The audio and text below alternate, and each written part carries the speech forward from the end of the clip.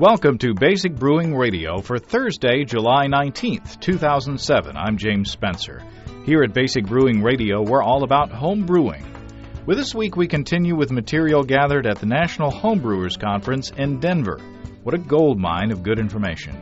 In this episode, we chat with David Houseman on some handy tips for the home brewer, and Lauren Salazar from New Belgium Brewing on doing proper sensory evaluation of your beers. Well, if you're new to home brewing or would like to get into the hobby for the first time, check out our website, basicbrewing.com, where you can find archives of our audio and video podcasts and our DVDs to walk you through basic and more advanced brewing techniques. Well, here's a note for your calendar. The American Homebrewers Association is celebrating Mead Day, a worldwide celebration of the more than 5,000-year-old fermented beverage. On the first Saturday in August, the AHA is encouraging home brewers to invite their friends and family to make mead, sample mead, and pair mead with food. You can go to beertown.org to find out more about that. And to go along with that, I'm planning on running our interview with mead maker Mike Lozano the Thursday before Mead Day to observe that occasion, so you can mark your calendar for that as well. Or you can just wait until it pops up on iTunes or your podcatcher automatically. Richard from Raleigh, North Carolina, looking in the mailbag, wrote this week commenting on my comments last week about the use of blow-off tubes in breweries. Richard says the National Geographic Channel has a series on ultimate factories and produced a show on Budweiser. Anheuser-Busch captures the CO2 from fermentation and uses it to carbonate their beer. Well, yes, I neglected to point out that the larger breweries do capture the CO2 and use it for other things. In fact, I believe New Belgium does something similar with their CO2 as well. And they also capture methane from their wastewater, too. So thanks to Richard for pointing that out. By the way, Richard says, while watching that show and seeing how much CO2 was being produced, I started wondering when the global warming crowd will come after the brewers. Well, seriously, that's a good point. I've been wondering that myself. CO2 is a greenhouse gas, and the brewing industry does produce a bunch of it. And I have no idea how much it enters into the whole picture as a percentage of all the CO2 produced in the country. But surely it's not enough to worry about. But then when you add in the methane that's produced as a byproduct of drinking the beer, then you may have something to think about.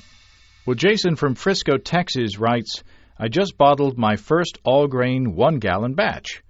I had to stop short of 6 bottles as the trub and hops were too much for my little bottle filler to handle. Do you have a secret on how to get less trub in these batches? I don't rack it into a secondary, and we'll try it next time. Well, Jason, I recently made my second small all-grain batch, and I used my little 2-gallon water drinking cooler mash tun thingy.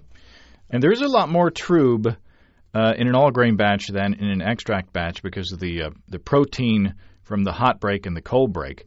Not as much of a concern with the extract small batches. But I think the key is to keep as much trub as possible out of the fermenter to begin with. Then you won't have to worry about it at bottling time. Now, I've found that you may have to brew a quart or so extra over an extract batch to get enough clear wort. So you may have to start off your small all-grain batches with maybe 1.5 gallons instead of 1 gallon and a quart at the beginning of your hour-long boil. And after chilling it in an ice bath, let the wort sit and settle for 15 minutes or so.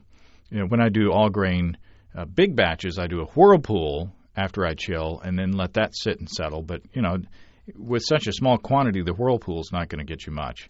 Then after you let it settle and chill, pour the wort very slowly and carefully through a sanitized funnel with a screen. And your goal is to get 3 quarts into your fermenting jug to get your 6-pack of a small batch there. Now, unless you're adding some fruit or something like that, I wouldn't even worry about a secondary. Just keep it in the primary for a couple weeks and you should be good to go. And you might find the fining tip that David Houseman has later on in the show in his interview. You might find that useful as well. By the way, Jason also says the beer tastes great and is nicely balanced. Makes me wish I had made 5 gallons instead. Well, that's great, and that's kind of the point of small batches. You've got a winning recipe that you love now, and you can scale it up to 5 gallons and be confident that you've got something that you'll like in a bigger batch. It's kind of a pilot brewery in a jug. Trademark. Pilot brewery in a jug. Ashley Goodwin from Fayetteville wrote in looking for some advice. And you may remember Ash from our Conical show a while back. Ash says, I've made a kegerator with a chest freezer, put a collar on it, and 6 taps. Boy, that sounds great. My question is, what do people do to deal with the condensation? If you don't deal with it, everything gets moldy and unpleasant. Ash says, can you use a desiccant to absorb the moisture like you would use in a safe? Currently, I wipe down the sides to get what moisture I can out so the mold doesn't have too much of a chance. Any listener advice would be appreciated. So, any of you kegerator owners know a way to deal with condensation to prevent mold? If so, drop me a line at james@basicbrewing.com or use the contact form on basicbrewing.com, and I'll pass on the tips to Ash and try to read them on the show as well. Well, be sure to check out the latest episode of Basic Brewing Video. We show you Club Night at the National Homebrewers Conference. Wackiness abounds, and I'm already looking forward to next year. That was a lot of fun. Well, now on to our interviews for this week. David Houseman is a Grand Master 3 judge and competition director for the BJCP from Chester Springs, Pennsylvania. You may recognize his name from the commercial calibration column in Zymergy magazine. Well, Dave gave a presentation at the NHC on practical brewing for better beer. Steve Wilkes and I caught up with him afterwards to share some of his tips. Well, Dave Houseman, it was a great talk, and you're a brave man for being the first one on Saturday morning after club night. Oh, thank you. Yes, and one of the other talks on sour beers I would have liked to have attended myself, but I'm glad we had a good turnout. Yeah. You've got sort of the same philosophy of brewing that Steve and I do, in that we're not yet, or at least not yet, into the heavy equipment and the sophisticated gear and all that. But you say that you can brew excellent beer with basic tools. Yeah, I don't think that the tools can be very simple. It's experience in the processes and the techniques that really make for the beer. So following some basic steps like full boils and paying attention to sanitation, and the water you're using is not just potable but dechlorinated or something, really can give you excellent beer.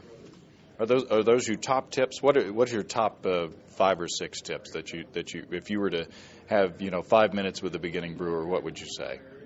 Well, I would tell them use full boils, the sanitation, and oxygenation of the wort going in. I think those are probably the top 3. There's a lot of things that you can fine-tune and improve, and it doesn't require really the expensive equipment. A lot of people that start brewing, they get a kit from a friend for Christmas or something, and they follow the directions, and they make beer, but not really great beer. And going and talking to a club of friends that brew, the AHA is a great resource itself, but clubs and the local brewing community are great resources of experience. And you take that and apply it to the ingredients you get from a homebrew store, and you can make great beer. So it's important not to get discouraged if you do have a bad experience, first off. Oh, and I mean, I've been brewing for, 16 years, and I still have bad batches every now and then. In fact, a couple of my latest bottling experiences were bad because I'm bottling where my wife's cat litter box is, and I think I'm getting some airborne contamination. So we all learn by experience. I'm going to start bottling elsewhere in the house. But everybody produces a bad beer every now and then, and everybody produces very good beer every now and then. The objective is to get more consistently making good beer. Go over some of the household gadgets and the household things that you can find around any house and any kitchen to brew. Well, there's stainless steel colanders. There's stainless steel spoons that most people have. Many homes will have a postal thermometer that you can use to measure hops in small quantities, half an ounce, quarter of an ounce kind of things. Pots, stainless steel pots, generally aren't quite big enough, but they may have those. Turkey basters. You get a turkey baster. It works great like a wine thief for sampling. You just got to sanitize it before you use it, and you can pull some wort out of a fermenter to test the gravity to see when you're done. So there's a lot of tools around. Aluminum foil is usually sanitary right off the roll. Plastic wrap is sanitary. Plastic bags are sanitary on the inside. So all of these things can be used on a daily basis. And both Steve and I liked your idea about fining, using gelatin. Yeah, fining is clarifying of the beer. And so a lot of brewers, they may not do that. They just go from fermenter to bottle. And with time and gravity, things will settle out over a long time. But if you want to make that process go a little faster, you want to use a fining material. And some of these are commercially available, like isinglass, which is made from certain fish bladders. But simple Knox gelatin you get at your grocery store works great. In fact, it works better for lagers than isinglass. So it's really only used for ales at ale temperature. If you want to do it at lager temperatures, gelatin works a lot better. And how would you go about doing that? I assume this is after your beer has had time to condition, because you don't want to take the yeast out before it's finished. No, you'll still leave enough yeast around. Oh, okay. What I do for ales and lagers is ferment basically for a week. If, say, it's an ale that will ferment in a week, it's done. I'll transfer that to a secondary carboy.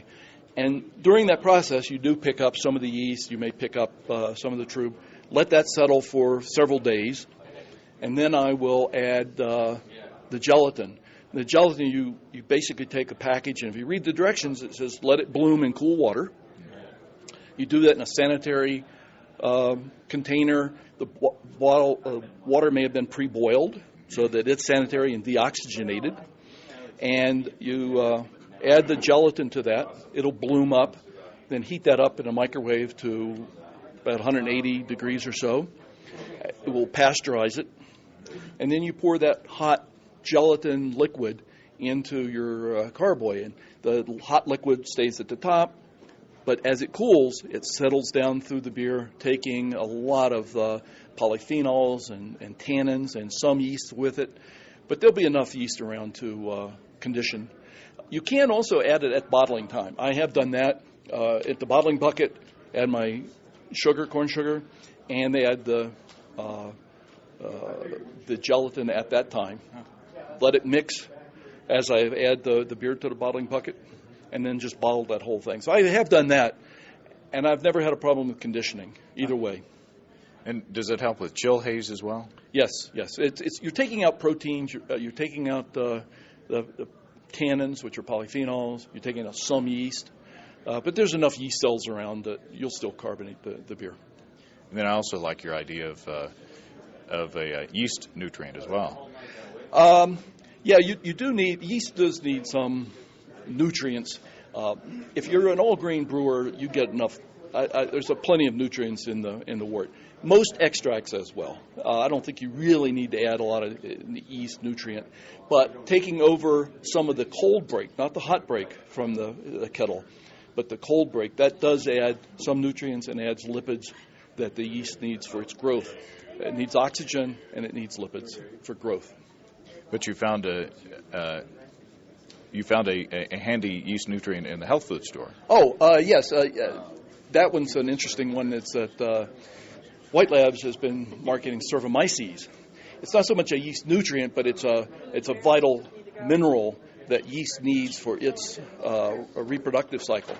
And so what they basically do is take old yeast, dead yeast, and you use that because as the cell walls break down, it's releasing the yeast that it's found back into the wort. So you're adding that during the boil, and it's adding some zinc to that. Well, before I could find Ceromyces available, I had read about it, and that zinc was a necessary ingredient for yeast, but generally there may be enough there. You're not real sure. So I go to the health food store, and I got zinc tablets. So I take about a half a tablet, I crush it up, and just add it at the same time that I'm adding Irish moss, about 15 minutes ago. And it's adding this for yeast health and growth, and it works really well. And a little insurance never hurts. It never hurts. It's one of those things I try to develop a process. So I may or may not always need it, but I do that every time religiously, and I'm not sorry for it. And Steve, you were saying at several points in the presentation, I do that. That's great. Yeah, that's good. That's true. But I had never thought of making essentially a refrigerator tea with the specialty grains. Now, we make iced tea like that a lot at home. And but that had never dawned on me. I think that's a great idea, and I'd like to hear you elaborate on that a little bit more. Well, there was an article, and I forget where I read it. It may have been Brewing Techniques or Brew Your Own or even Zymergy several years ago on this, making a tea, essentially a cold steep tea, from the grains that you would normally steep later. And so anytime I see these, I got to try it. I'm trying to learn something, and I found that for a stout and a porter, it works great because you're getting the flavor from either roasted barley or black patent, chocolate, crystal, but you don't have to go through the process of the steep right before with hot liquids and trying to strain it out. You're not carrying over any harsh tannins and harsh melanoidins. You're only getting the softer thing. So just like making iced tea, it's the same thing. You do it in your refrigerator. You can leave it ahead of time. And in fact, you can go buy something similar commercially.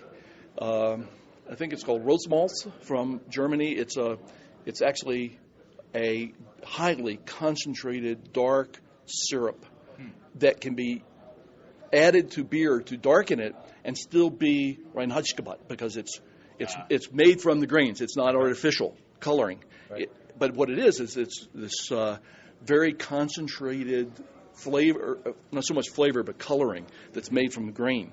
And so essentially you're doing the same thing. So if I'm doing that, seems like something you do with extract rather than with all grain. Typically you would probably, right. And so if I'm wanting to do this, what's the volume of water that I'd want to add to make my tea? And then I just pour that back into my wort? Well, I don't remember the exact details, but I would tend to look like one of these sun tea containers. It's probably a gallon or so.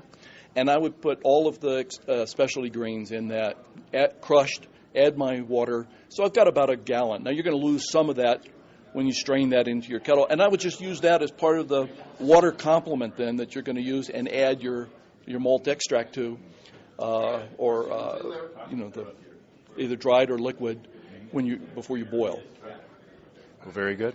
Again, right. We enjoyed your talk. Thank you. Appreciate your time. I appreciate it, and I'm glad you enjoyed it. Well, there you go. Good, solid information.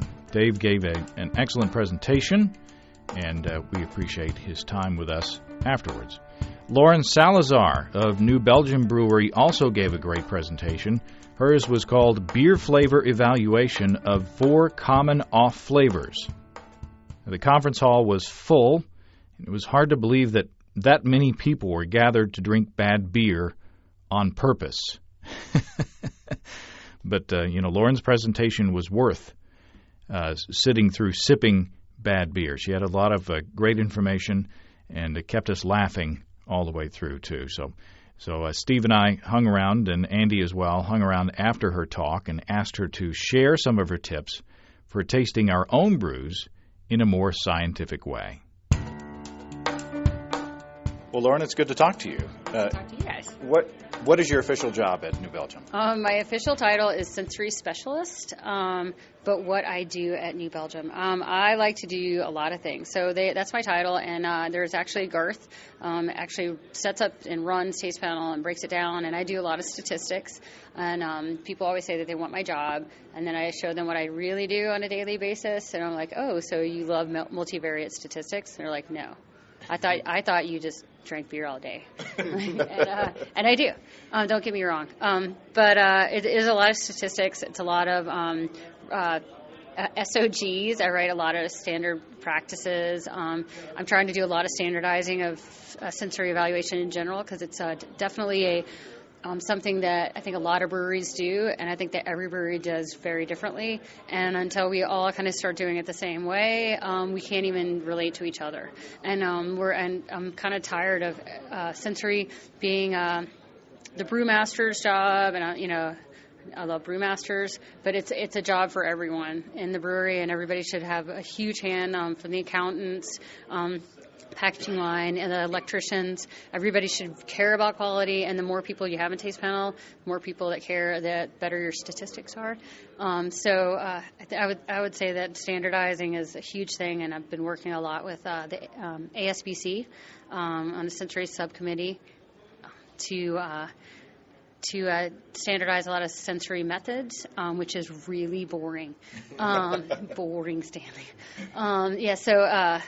So we do a lot of getting together, and it's really nice because it's Miller and Anheuser-Busch and Boulevard and Carl Strauss and New Belgium and like very small, Sierra Nevada and Molson, and a lot of people collaborating together. And a lot of times people don't think that actually happens, but it does. We are doing things a lot. And we're actually starting to build practices, knowing that everything was written for large macro brewers. And so we're now kind of starting to scale things to where there's, I just started a brew pub, and obviously the sensory method is not, I don't have 40 people, I can't run a triangle test.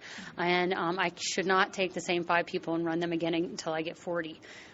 So we're doing, yes, this is the best practice, but we're trying to take, here's your brew pub sensory, and we kind of want to eventually do something to where it just takes a lot of the sensory is too hard, I don't know anything about it. I think that I know how to taste beer, and so just actually making it easier to put a sensory program into every brewery, because every brewery needs one. And we're talking about the smallest scale breweries here. Scale, yes. One person. Yeah. So Pagosa Springs. So what are the best strategies in instituting a sort of sensory panel program in your own home? You need to have friends, the same group of friends that will come every single time, and that will actually, care and be objective, and fun is now. I have long been accused of taking all the fun out of tasting beer, and I take that as a huge compliment, because I know when fun time is, and I know when it's time to evaluate a beer, and I take it really seriously, and I think that then we have fun before and after. But during the middle part, you should really take it seriously, and you should standardize what you do. You should do it every single time the same way. So if you have if the 4 of us are tasting beer, we're all first talking about aroma, or first talking about visual, then we're talking about aroma, then talking about flavor, or first talking about brew house, maybe some brew house issues, maybe talking about hot side, cold side, after brewery quality stuff. However you want to break it down, doing it every single time, and then make your home brew flavor ballot, so that way you'll always, because you're always saying, hey, give me some comments. But you don't really mean, hey, that was awesome. That's not what you're talking about. You really want something more specific. So help them be more specific. And, say, here's this little ballot. And it's funny. But homebrewers have never been scared of of nerd. We are just collectively the biggest group of nerds out there, and we're no group has ever been prouder more nerdy. We're just so passionate about one thing, and that's true. And so if you're passionate, you need to be serious. So seriously passionate. So one thing that you said in there was stop treating sensory evaluation like it's abstract. Right. Yeah, it's real. You smell, you taste, you see something. People always say, believing is seeing, or, you heard it here first or whatever. And then you say, Oh, that smells like something. Oh, but it probably doesn't smell like that to you. Oh, but it's probably my imagination. But like I taste it. Oh, but I probably just had coffee. Why? Like, why do people constantly think that if we sat around and I gave someone a standard reference and we all agreed upon it, I guarantee we could say it again and again and again. We could do it repeatably, reproducibly, and we could run a statistical test on it, and we would have incredibly low variance, and we could use it as it's a science. And it's not a social science, but it's not a social science. You have to know every single taste panelist. You got to know when they're happy, when they're sad, when you've pissed them off. Like, you need to know that, or because that's what they bring. These aren't machines. They're actually the most sensitive machines in the world, but you can't just turn them on and turn them off. You got to, make sure that they're on all the way and they're there and their mind's not somewhere else. And so it's a lot of getting to know your panelists and making sure that there's that social part, and then just really getting down to business and really doing a really good job at minimizing biases and standardizing, calibrating, and actually doing analysis afterwards. I mean, as a home brewer, don't just throw all those notes and throw them in the trash. Look at them and really try to find commonalities in them, and then think, okay, if people keep saying solventy, what is that coming from? That's coming from, is my yeast not healthy, not happy, or am I under fermenting? There's something there. It's a clue, and it's invaluable to making the next beer better. And getting very specific in the vocabulary. Like Very you said, specific, yeah. not only corn, but canned corn. Yeah. And not only canned corn, DMS. It's just, you can go as far as you want this way, or you can, if you want to all say corn, but we all have to say it. Whatever it is, but there's a beer flavor wheel out there, use it. Why reinvent the wheel? As brewers, we years and years and years and years, everybody had their own little way of doing everything. And we just hoarded them like little acorns. This is my way, that's your way. And then you realize that we are all saying the same thing, we're all doing the same thing, but we're just all saying it in a different way. Even in brewing processes and fermentation, and they're not secrets. It's they're not secrets, and they're not trade secrets. It's it's brewing. It's and we all need to help each other make better beer. Go through the actual process of doing a sensory analysis on a beer, for the physical process of taking you got your cup. You get your cup. You're going to want a nice cup, odorless cup. Everybody always laughs at me because I always smell my empty cup first. And I look at the cup. I look at my beer in the cup. If the foam dies, it's a really great hint already that you probably have an under-cleaned or over-cleaned, like soap residue on it or something like that. And right away, I drank a beer in the airport yesterday that smelled like fish. And it was the nasty, the 3 brink sink. The third, I walked over and I stuck my head over the thing, and the bartender was like, "May I help you?" And I was like, "No," but I knew it was the rinse sink that it was also rinsing plates or whatever. It was fishy, smelling, and I just sat there and swirled my beer until it went away. So you look at it, that's a huge clue. Always look at your beer first because everybody else is, So look at it, and then I do a lot of swirling. Never fill your beer up. Never fill your glass up. You want to you got some work to do with it. So you're going to fill it up halfway, 3/4 of the way, enough to where you can swirl really heavily, to where you can have a nice, beautiful foam. And I love to over foam. I love that the Belgian way of kind of knocking off the top part of the foam. It means you've really roused that beer up, and you've really gotten a lot of the things you don't want. Why would you pour a beer and hide everything? Gingerly pour it in there, and just keep everything locked up tight. You want to start this process of really evoking a lot of the aromas. You get it in there, you're going to swirl, you're going to waft it by your nose. Always take the glass back away from you, because you don't want to oversaturate yourself by just holding it under your nose. The waft is a really great way to get really delicate sulfurs and your initial clues. You're going to take a couple of short sniffs after that, really thinking about what is the beer. all of them. Try not to let your mind wander and think about what it is. Like, I'm drinking an amber ale, I'm drinking a Helles, I'm drinking and then because your brain starts saying, calibrating. Okay, this is a Maibach. These are the things that I know that are true. And then immediately your brain will start registering differences. So those are the things that will start coming out. If you just are like, wow, it's a really hot day today, it will you might get, float past you. Why is there a banana aroma in this amber ale? That's a yeast health problem, and it's super hot outside. It's not helping you. So you waft it by your nose, a couple short sniffs, take a sip. Always take a small sip. Really flush it around your mouth. Swallow it. We make beer. We don't make grain alcohol. Drink your beer, for God's sake. We then take another sip. The last sip is I would say the most the thing that people don't do. Really get it, swish it around your mouth, get it warm in your mouth, and breathe back through your nose. And that's called retronasal. We call it the lady killer because we used to hold our nose, and it's really unattractive. So we were like, do not do this in the bar. But you hold it in your mouth, close your mouth, and try not to breathe through your nose. Really try to warm the sample up a little bit in your mouth, swallow, and breathe. Close your mouth and breathe back through your nose. Because things volatilize, some things that are in the air you smell, and a lot of things that you actually have are water soluble. They need to hit your mouth, hit the saliva, and break out a solution. But if you breathe back through your mouth, it's not going back through your posterior nares, the back of your nose. And you can have that really great sense. If it's something really stinks and you don't want to, I suggest not doing that, because that really will really brings out the aromas and things. Things like fatty acids and stuff like that, they need to get warmed up a little. They're not water soluble, but they need to warm up. And so it kind of does two things in the same thing. But retronasal is awesome. Do it the same way every single time. I catch myself in bars doing that, like 2 sniffs, like, okay.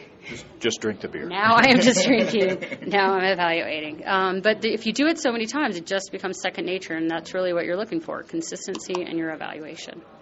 So I've heard stories about you and how you got your current job, and how that your sensory ability was so wonderful that they sent you off to school and all this. Is any of that true? I was the only one that wanted to do it. Eric, my husband Eric, actually got me my job, and my friend Melise, they got me my job, and I was one of those things where I just saw that there was a bottle of beer and a water bath and some pitcher from the keg sample and some pieces of paper, and nobody even picked up the paper. I'm like, I'll pick up the paper, and I'll put it in the Excel spreadsheet. I just learned Excel. It was very fun. And then I was like, how long should this be here? This pitcher of beer is here for 4 hours. And then you'd see this note that said it would be like flat. They're like, is it flat because it's bad, or is it bad flat because it's been sitting there? So then I was like, okay, well, I'll do it from this time to this time. And then they're like, hey, you just got yourself a job. And so I was like, sweet, because I'm tired of my last job was production assistant, which means I helped every single other person, and all I wanted to do was that. So I think that New Belgium at the time was one of those places that just really out there, it was so new that it really just allowed everyone's passion to just kind of naturally filter. It was like a little pachinko game where you just saw people fall naturally into spaces, and I still think that there are opportunities like that, and we still see the natural ability in people. But the beautiful thing about New Belgium is when they do see passion in you, they never stifle it. They always definitely bring it to fruition through education or whatever you need, time. And they've spent a lot of money on my education, and I'll be forever in debt to them. I've always done, I'm a good student, and I always bring back stuff. And so, would you consider yourself a super taster? No, I have never done the probe test, so I don't know. And to be honest, who cares? The UC Davis people will be killing me now, but you're exploding your myth. I really think that everybody is a super taster that wants to taste. I think that I run Taste Panel in a very, very different way. I do not screen. I do not screen. I do not deny people Taste Panel because they don't, pass the first screening. I think that passion and involvement, commitment really go a lot further than a lot of people think that they do. And I find that people just if you give them the time and the empowerment and decision-making skills and the education, that a lot of people will surprise you. And I think that if you squash people's, you sweet, sour, salty, bitter, astringent, metallic, and you fail that, you're like, oh, you're no good. I mean, that's really a horrible thing to do. So I am the only person that I know that doesn't do that, and I am the poster child for that. I hate screening. I say everyone can be a taster for you. As long as you might be the best metallic taster, you might be the best at acetaldehyde, DMS, and I might be the best at ethyl hexanoate, and together we were strong, but apart we were really weak, so. Well, very good. I appreciate you spending so much time with us, and we appreciate your work. Thanks. It's my 10th wedding anniversary, so thanks. Oh, well, you need to go somewhere. Dating anniversary. Congratulations, Eric. Thank you very much. I'm excited for the weekend. Thanks a lot. Thanks. Bye, guys. Well, thanks again to Lauren Salazar for her time, especially on her 10th anniversary. It's dedication. Congratulations again to Lauren and Eric. A nicer couple you'll never meet. And Eric's Ale was a big hit at Pro Night.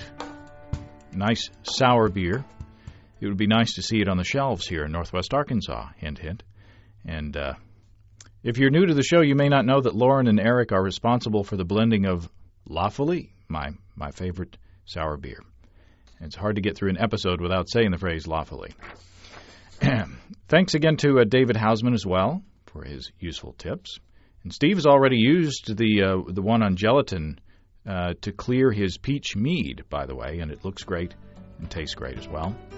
Next week, our coverage of the National Homebrewers Conference continues. We'll have interviews with Tony Simmons of Pagosa Brewing, David Myers of Redstone Meadery, and Vinny Chilurzo of Russian River. We'll also have some hazy recollections from Steve and me that I recorded. Recollections of our first day in Boulder. Lots of fun.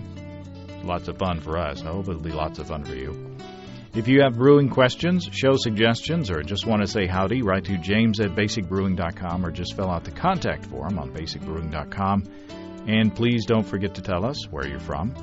And while you're on our site, you can check out our online shop where you can find great pricing on our DVDs and a combo deal to save you even more. In our first DVD, Introduction to Extract Home Brewing, we walk you through the extract brewing process, step by step, from boiling to bottling. And in Basic Brewing, Stepping into All Grain, we take you through the all grain process from milling your grain to collecting your wort.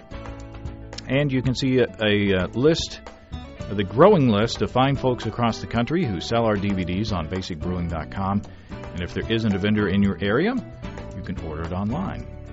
And if you own a homebrew shop and you want to sell our DVDs, get in touch with me. I'll fix you up. Remember, our shirts and hats are out there as well, including our ever-popular Go Forth and Flocculate shirt.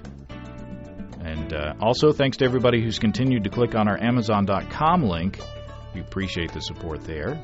Our featured products this week that were purchased through the link are the Panasonic KX-TCA60 hands-free headset and Premier Gentle Spray Anti-Bark Dog Collar. It's an interesting little device there. Hope it works. So thanks again, everybody. And remember, I can't tell who bought what, so no worries there. Just click on the Amazon.com logo on our site the next time you feel like Amazon shopping, and we'll get a little chunk of that. We appreciate your support. That's all until next week. Until then, thanks for listening. I'm James Spencer, production help for Basic Brewing Radio, and our website is provided by our buddy Kelly Dodson down in Austin, who also designed our logo. Basic Brewing Radio is a production of Active Voicing. We'll talk to you next time. So long.